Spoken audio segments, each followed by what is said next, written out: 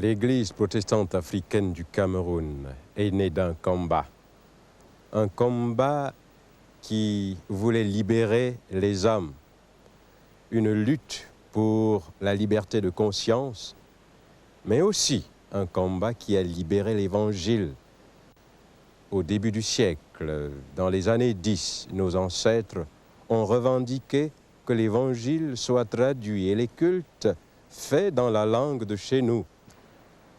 Devant l'entêtement des missionnaires de la mission presbytérienne américaine, ils ont pris la décision de commencer à célébrer leur culte dans la langue de la région, à parler Kwasio à notre Dieu. C'est pour cela que l'Église protestante africaine est née lorsque nos ancêtres sont sortis de l'assemblée de la mission presbytérienne américaine à Eilat et ont commencé dans la langue de chez nous.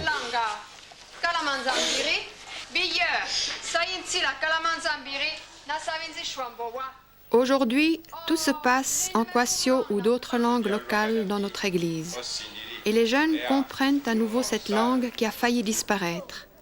Même ceux des villes l'utilisent entre eux et les grandes assemblées permettent à tous d'élargir leur vocabulaire.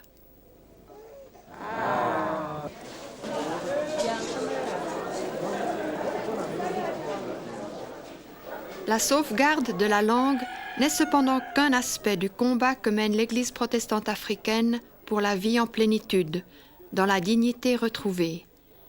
Elle est également engagée dans la lutte pour une vie de qualité, et satisfaire aux besoins élémentaires en fait partie. Notre région tropicale a suffisamment d'eau et offre des produits très variés, bien que le sol soit pauvre en humus. Divers féculents, fruits, tomates, bananes, différents légumes verts et des noix de palme pour l'huile. Presque tout se trouve sur place et avec raffinement, les ménagères préparent une grande variété de mets traditionnels sans compter ni l'effort ni le temps.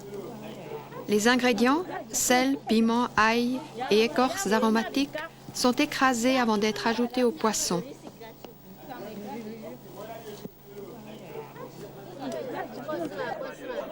Peu de produits sont achetés pour cuisiner les plats traditionnels.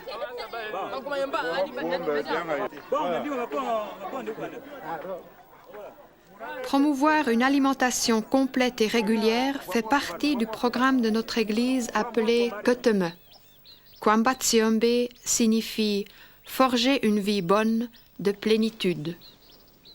Le Keteme en Kwasio Kwambatsiombe, c'est une alternative que la commission d'évangélisation de l'Église protestante africaine essaye de mettre en route dans sa recherche de matérialiser l'évangile de vie, l'évangile de Jésus-Christ, pour que cet évangile-là soit vraiment bonne nouvelle pour l'homme d'aujourd'hui dans son contexte.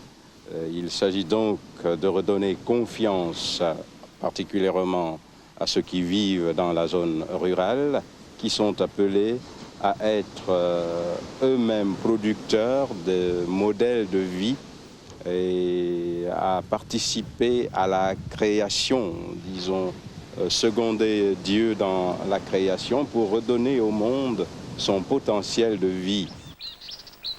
Malgré l'exubérance de la forêt tropicale, le rendement des cultures vivrières est plutôt maigre.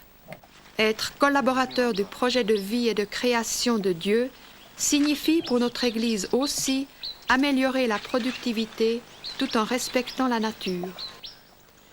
Keteme propose des cultures intensives avec labour et enrichissement du sol pour permettre de bonnes récoltes sur de petites surfaces plus faciles à désherber.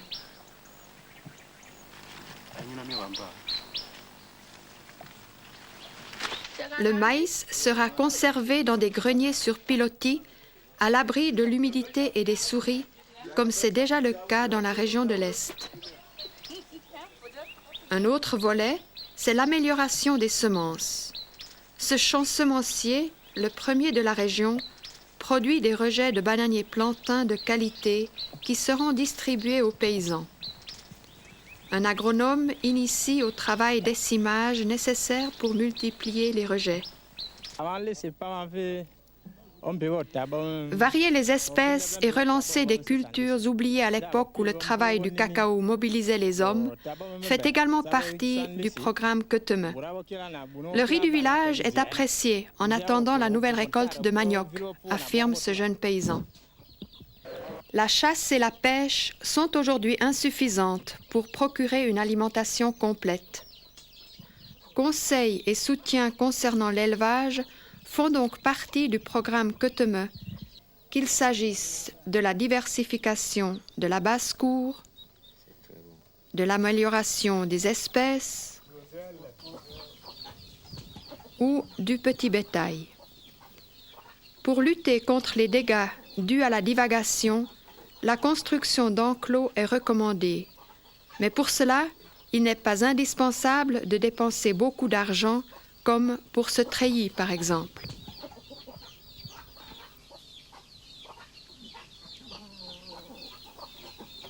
La forêt fournit le matériau et pour les enclos et pour les abris contre le soleil et la pluie.